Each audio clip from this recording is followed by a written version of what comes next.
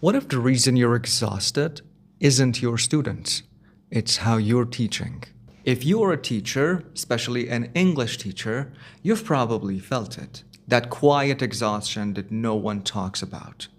The kind that doesn't come from lack of sleep, but from constantly giving more than you get back. You prepare lessons, check assignments, listen to student stories, and try to stay motivated.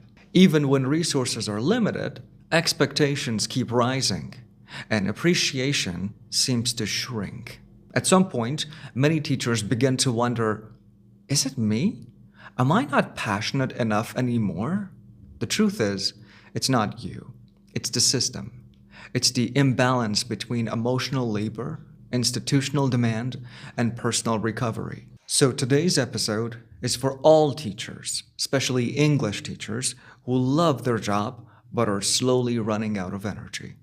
We'll explore why burnout happens, beyond the cliches, how the nature of English teaching makes it uniquely vulnerable, and the silent habits that feed exhaustion, and most importantly, practical strategies to teach smarter and not harder. So take a deep breath, grab your coffee or tea, and let's talk honestly about what's burning us all out and how to reclaim the joy that brought us here in the first place.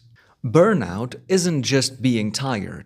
It's a state of emotional depletion and detachment that builds up when your output consistently exceeds your input. Teachers face this more than any other profession.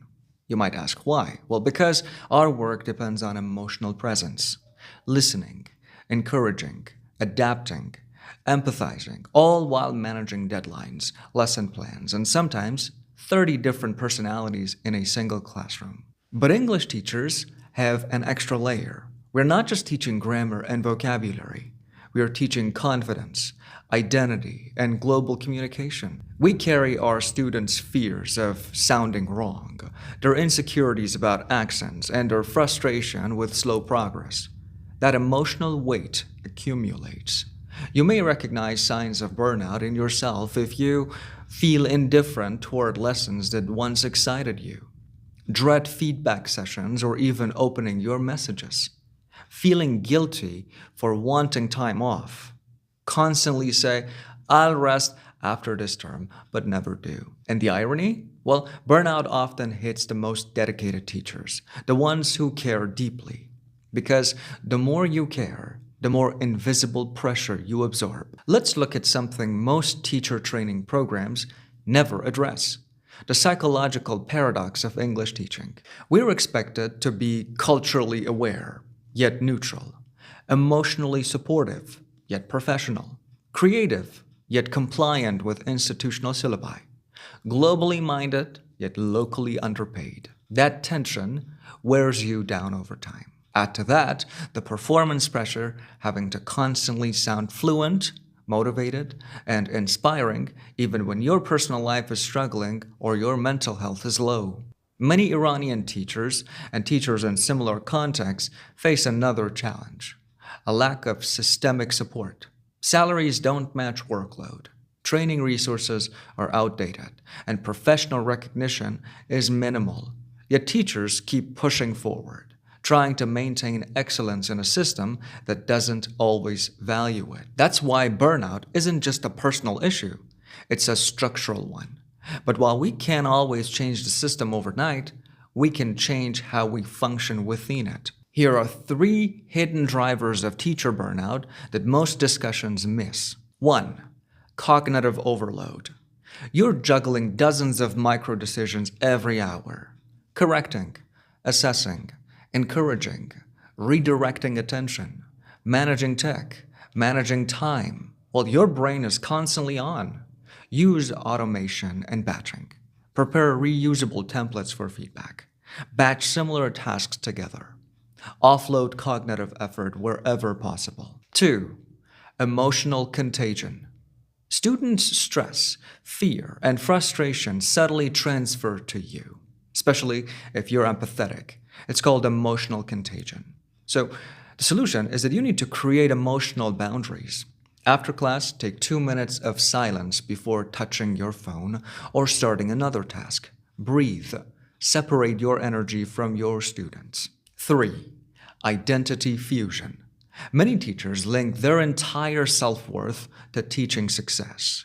When a class goes wrong, they internalize it as personal failure. The solution? Reclaim your identity outside of teaching. You are not just a teacher, you're a person who teaches. So cultivate hobbies, friendships, and moments that exist beyond the classroom. And now the practical side. Here are 5 strategies to reduce burnout and increase effectiveness, starting from today. 1. Redefine preparation. You don't need to reinvent the wheel every lesson. Instead of creating new materials from scratch, refine what already works. Keep a lesson gold file, your top 10 activities that always engage students. Reuse and adapt them. Consistency is not laziness, it's efficiency. 2. Adopt a less is more lesson design. Stop overloading your lessons.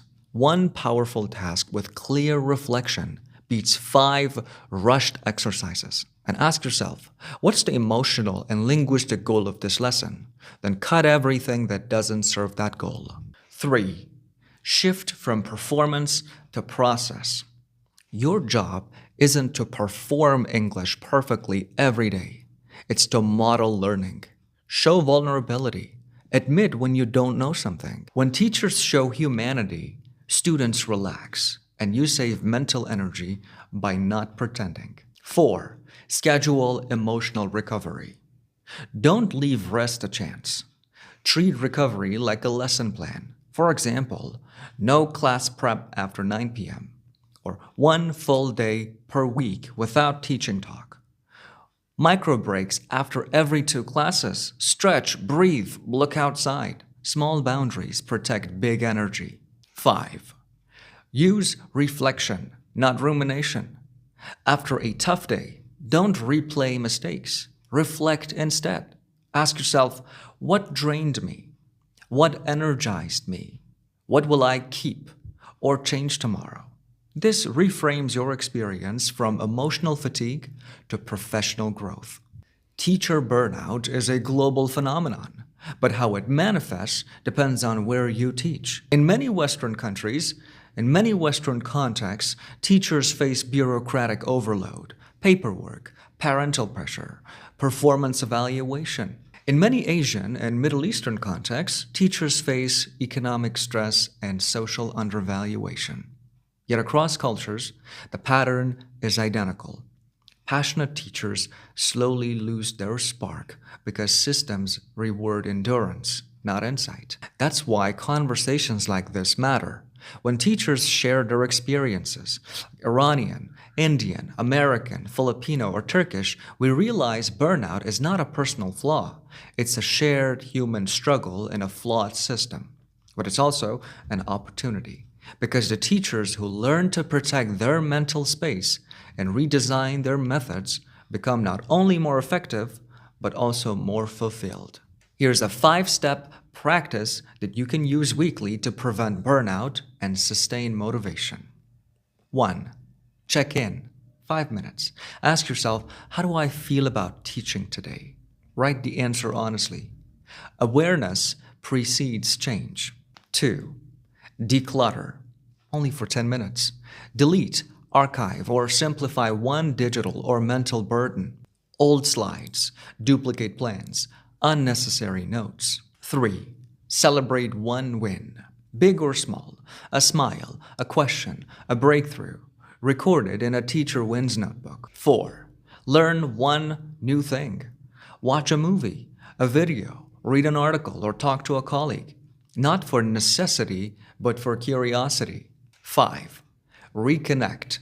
Spend a few minutes messaging a teacher friend. Exchange ideas. Laugh about shared struggles. This routine restores both skill and spirit, the 2 pillars that keep a teacher alive. To every teacher listening, especially English teachers, remember this. You are not a machine of motivation. You are a human being who teaches other humans. Your job is not to be endlessly energetic. It's to be sustainably inspired. Students don't need a perfect teacher. They need a present one. And sometimes being present means saying, I need a break. So if you are listening on your commute, between classes, or late at night while grading papers, pause for a moment. You've done enough today. You're enough today. Teaching smarter doesn't mean doing less. It means doing what matters most and letting go of what doesn't. Burnout doesn't happen overnight. It builds quietly, but so does recovery.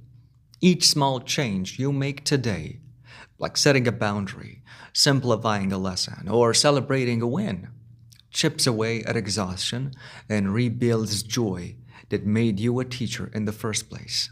If this episode spoke to you, share it with a teacher who might need to hear it. Start a conversation in the comment section. What's one thing, one habit that helps you manage teaching stress? Because every story shared lightens someone else's load.